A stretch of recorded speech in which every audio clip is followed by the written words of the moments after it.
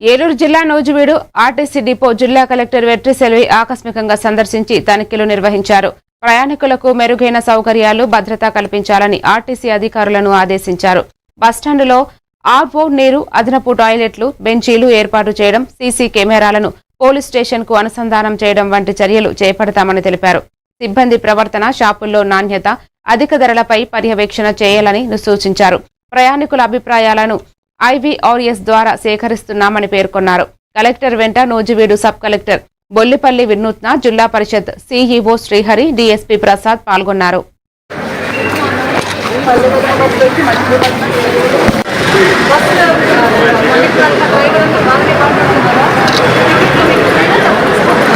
మన RTC station నూజివీడికి visit చేయడం జరిగింది. మనకు పాజిటివ్ పబ్లిక్ పర్సెప్షన్ ఎట్లా ఇన్పుట్స్ ఉన్నాయి, ప్రతి ఒక్క ఇన్స్టిట్యూషన్స్ ఎట్లా పనిచేస్తున్నాయని చెప్పేసి మనకు టైం టు టైం గవర్నమెంట్ నుంచి రిపోర్ట్ రావడం జరిగింది. అందులో మన జిల్లాలో 3 మేజర్ స్టేషన్లు ఉన్నాయి. ఏలూరు ఆల్రెడీ ఇన్స్పెక్ట్ చేశాను. సో ఈ రోజు నూజివీడికి రావడం జరిగింది. బేసిక్ ఫెసిలిటీస్ పబ్లిక్ కి ఏమేమి కావాలి, అది ఎట్లా ఉన్నాయి, దాన్ని ఇంప్రూవైజ్ చేయడానికి స్కోప్ ఎట్లా ఉన్నాయి, పబ్లిక్ ఒక ఫీడ్బ్యాక్ కూడా తీసుకోవడం జరిగింది. సో దాని మరి సర్వీసెస్ ఫస్ట్ స్టేషన్ ఫెసిలిటీస్ చూస్తున్నాము.